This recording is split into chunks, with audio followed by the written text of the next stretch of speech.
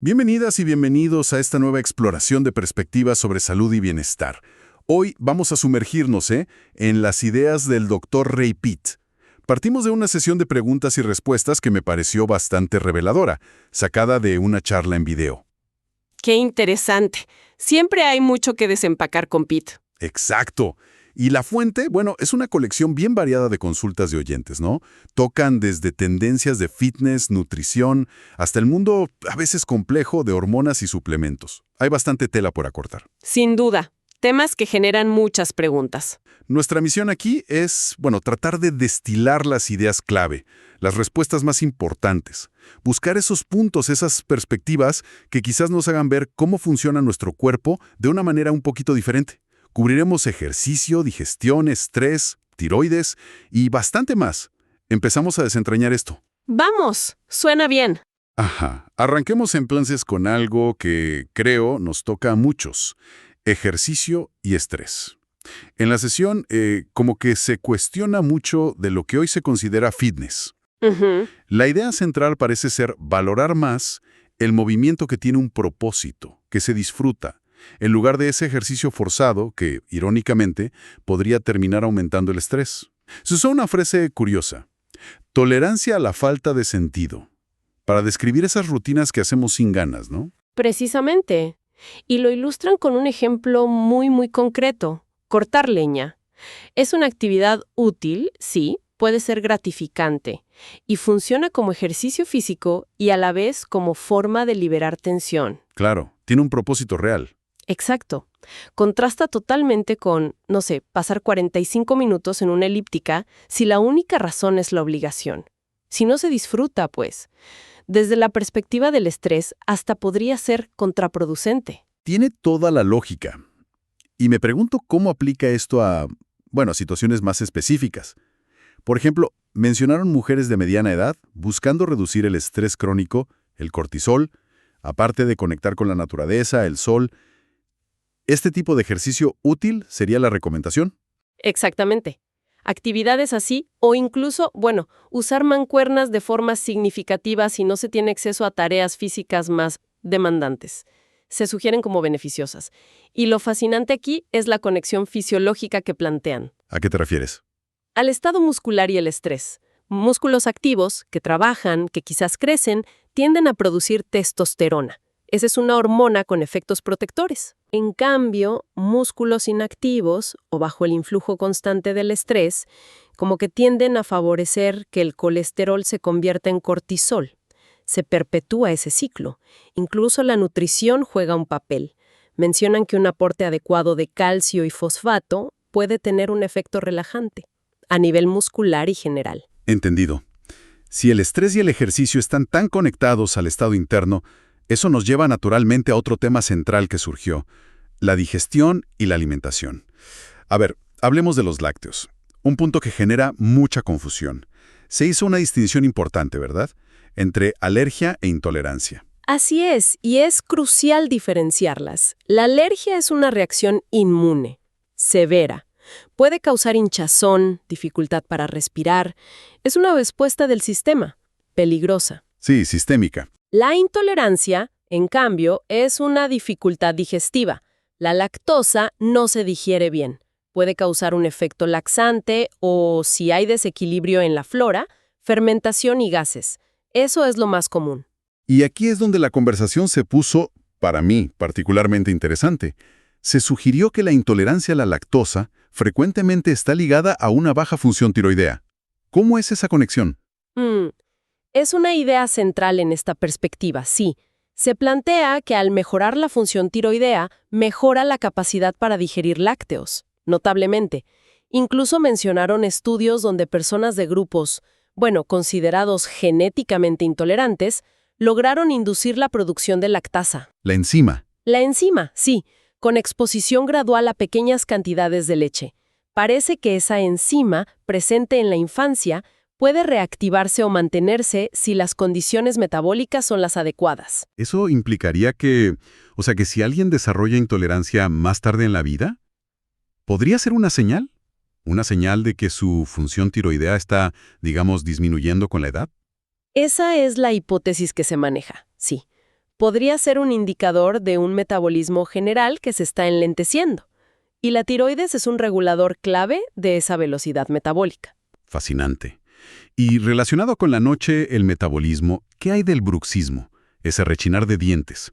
Se mencionó una conexión con irritación intestinal nocturna. Correcto.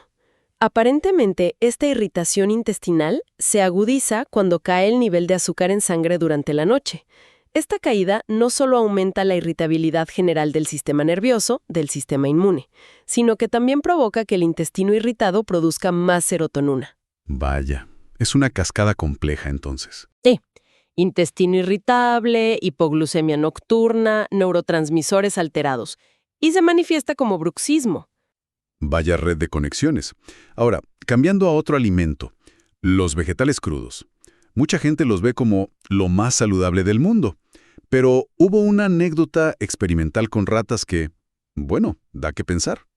Sí, es un relato llamativo. Según la fuente, unas ratas alimentadas con vegetales enlatados, o sea, cocidos a alta presión y temperatura, prosperaron, estaban bien. Sin embargo, otras ratas alimentadas con los mismos vegetales, pero frescos y crudos, se debilitaron. ¿Y la interpretación? Fue que, si bien la cocción intensa, puede destruir algunas vitaminas, al descomponer la celulosa, que es muy resistente, hizo que más nutrientes esenciales estuvieran biodisponibles para ellas. Podían absorberlos mejor. Entiendo. Se propuso incluso un experimento casero. Un poco gráfico, la verdad. Meter ensalada verde en una bolsa, mantenerla a temperatura corporal unos días y observar. Bueno, una descomposición no muy apetecible. Definitivamente una imagen mental potente. Aunque, ojo, se hizo una salvedad con la jícama, mencionando que es un vegetal crudo que algunas personas parecen digerir bien, quizá por ser un tubérculo. Podría ser una excepción, sí. Pero esto nos lleva a una advertencia sobre otros productos procesados, la leche en polvo y el calostro en polvo. Aunque fueron recomendados antes, surgió una preocupación importante sobre el posible uso reciente de nanopartículas en su procesamiento. Nanopartículas. ¿Para qué se usarían en la leche en polvo? Principalmente para que el polvo fluya mejor, para evitar grumos. El problema, según información que circula, aunque es difícil de confirmar con la industria, es que estas partículas, por su tamaño tan pequeño, podrían interactuar con las células de formas imprevistas. ¿Cómo cuáles? Se especula que podrían tener efectos proinflamatorios o, en el peor de los casos, interferir con procesos celulares normales, de una manera que podría tener implicaciones carcinogénicas a largo plazo. Es una preocupación nueva sobre aditivos que antes ni notábamos. Eso sí que es inquietante. Y nos conecta con el siguiente gran bloque. Hormonas, metabolismo y suplementos. La tiroides, como ya vimos con los lácteos, parece ser un eje central recurrente. ¿Cómo se abordó el uso de las hormonas tiroideas, T3 y T4? Se planteó un punto crucial. Usar T4, la tiroxina, sola podría no ser suficiente, sobre todo en mujeres. La razón es la interacción compleja del estrógeno con el hígado. Donde se convierte T4 en T3. Exacto, donde se convierte en la T3 activa. Y también la interacción del estrógeno con la propia glándula tiroides. El estrógeno puede dificultar la secreción de hormona tiroidea y también ralentizar su activación en el hígado. No es casualidad que los problemas de tiroides sean mucho más frecuentes en mujeres. Si la T4 sola no basta, ¿qué papel juega entonces la T3, la triiodotironina? ¿Es simplemente más potente o cumple una función distinta? Cumple una función distinta y actúa mucho más rápido. A veces alivia síntomas como insomnio o dolor, casi al instante. Pero ahí radica también un riesgo importante. Se relató una experiencia personal. Sí. Sobre tomar dosis grandes y únicas de T3. Por ejemplo, 25 microgramas de golpe por la mañana. A medio plazo puede ser problemático. El hígado puede adaptarse y empezar a eliminarla muy rápido. Claro. Y eso provoca una caída brusca horas después.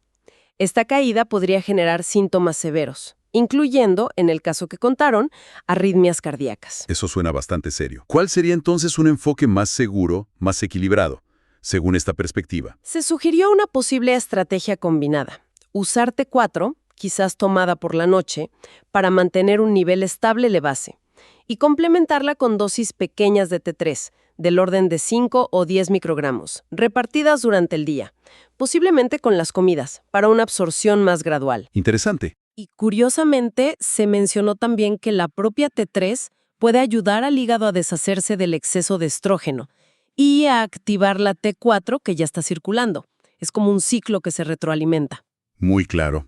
Otra hormona que recibió mucha atención fue la progesterona, y se insistió en que su importancia va mucho más allá del útero. Absolutamente. Se criticó duramente la visión médica que a veces la limita casi solo a la función reproductiva. Desde esta óptica, la progesterona es vital. Desde la estructura misma del óvulo, el desarrollo embrionario, es fundamental para el desarrollo cerebral. Se asocia su deficiencia en la gestación con problemas después. Entiendo. Mientras que la suplementación en estudios animales y algunos humanos ha mostrado mejoras en la función cerebral después de una lesión. ¿Y su papel en el cerebro adulto? Entendido lo del desarrollo, pero ¿cómo se justifica esa concentración tan alta ahí? Si la visión tradicional la limita al útero, ¿qué funciones cumpliría? Esa alta concentración en el cerebro adulto, mucho mayor que en sangre, sugiere funciones neuroprotectoras, neuromoduladoras, cruciales. Su deficiencia se ha relacionado con más convulsiones y también con depresión. Realmente se la presenta como una hormona con efectos sistémicos amplísimos, un antiestrés natural en muchos tejidos, no solo el reproductivo. Profundizando en hormonas, se consultó sobre productos antiaromatasa, como el exemestane, usados a veces para reducir los niveles de estrógeno. ¿Cuál fue la visión ahí? El consejo fue de mucha cautela, señalando los posibles efectos secundarios de estos fármacos y como alternativas que se consideran más seguras y con mecanismos conocidos para inhibir la aromatasa. La enzima que convierte andrógenos en estrógenos. Esa misma. Se mencionaron la aspirina y la propia progesterona. Qué interesante que la progesterona tenga ese efecto también. Hubo una consulta sobre un tema más específico. Tumores como feocromocitomas y paragangliomas afectan las glándulas adrenales. ¿Cómo se relacionó esto con el resto? La conexión propuesta vuelve, una vez más, a la tiroides. Se sugirió investigar siempre la función tiroidea en estos casos. La hipótesis es que un estado de hipotiroidismo crónico podría forzar una sobreactivación compensatoria de ciertas células adrenales, las productoras de catecolaminas. Ajá. Y esto se enmarcó en un patrón más amplio de sobreestimulación por parte de la glándula pituitaria. ¿Podrías explicar un poco más ese mecanismo, el de la sobreestimulación pituitaria? La idea es que si un órgano objetivo, como el ovario o la tiroides, no funciona bien, quizás por falta de yodo o por bloqueo inducido por estrógeno en la tiroides, la pituitaria, que es la glándula maestra, empieza a gritarle más fuerte. Aumenta la secreción de sus hormonas estimulantes, TSH, LH, FSH. Claro, para compensar. Exacto. Si esta sobreestimulación se mantiene mucho tiempo, puede inducir crecimiento y eventualmente tumores en ese órgano. Y aquí reaparece la serotonina. Se sugiere que un exceso de serotonina, Del intestino irritable o el hipotiroidismo. de cualquiera de esas fuentes, sí, podría a su vez impulsar la secreción de estas hormonas pituitarias, cerrando un círculo vicioso que podría contribuir a tumores dependientes de la pituitaria, incluyendo ciertos tipos de tumores adrenales. Definitivamente, una red de interacciones muy compleja la que se plantea. Pasando a algo quizás más cotidiano, pero que preocupa a muchos, la celulitis. Se enfocó como un problema fundamentalmente metabólico. Correcto. La recomendación principal fue evaluar la tasa metabólica general. Los indicadores clave: una temperatura corporal diurna estable, alrededor de 37 grados Celsius, 98.6 grados Fahrenheit, y un pulso en reposo consistentemente por encima de 60, idealmente acercándose a 80. ¿Y qué más? También se enfatizó asegurar una ingesta adecuada de calorías y agua, prestando atención incluso a la pérdida de agua por evaporación. Si el metabolismo es alto, deberíamos perder bastante agua por piel y respiración. ¿Y desde el punto de vista nutricional o de suplementos? Se mencionó la importancia de suficiente sodio y calcio. Este último ayuda a suprimir hormonas de estrés como el cortisol y la paratiroidea, y mantener un nivel óptimo de vitamina D en sangre, apuntando a unos 50 ng/ml. ¿Se sugirió algún remedio más, directo o rápido para la celulitis? Como un enfoque para actuar más localmente, se mencionó la suplementación con progesterona y DHEA. DHEA es otra hormona esteroidea importante de las adrenales. La sugerencia incluía tanto la vía oral como la aplicación tópica, directo en las áreas afectadas. La idea es que estas hormonas pueden ayudar a activar el metabolismo del tejido conectivo, mejorar su estructura, su tono. Para cerrar este bloque hormonal, una mención breve a la efedra o Mao Huang. Sí, se la describió como un estimulante potente, usado históricamente para migrañas, a veces promovido para perder peso. Se advirtió claramente sobre sus componentes tóxicos y los riesgos de su uso crónico o excesivo. Su mecanismo es sobre los receptores beta-adrenérgicos. Bien, abordemos ahora el manejo del peso y otras advertencias sobre suplementos. Para quienes vienen de periodos de restricción calórica fuerte o ayuno intermitente, ¿qué se aconsejó para retomar una alimentación normal? La clave es aumentar la ingesta gradualmente. Monitorear calorías al principio puede ser útil para algunos, pero se destacó un indicador práctico, más fisiológico: buscar estabilizar la temperatura corporal después del desayuno, aspirando a esa meta de 37 grados centígrados como señal de que el metabolismo se está reactivando bien. ¿Y qué ocurre si alguien está perdiendo peso, quizás incluso con medicación tiroidea, pero persistentemente tiene manos y pies fríos? ¿Qué podría indicar eso? Esa podría ser una señal de alarma importante.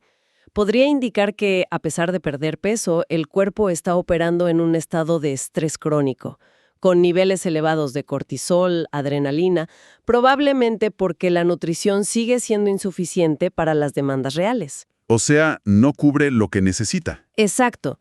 Se recordó que las dietas muy bajas en calorías suelen provocar una pérdida significativa de masa muscular, de proteína, mientras que una nutrición adecuada, aunque moderada, favorece que la pérdida de peso sea principalmente de grasa. Entonces la respuesta no sería restringir aún más, sino quizá añadir calorías estratégicamente. Posiblemente.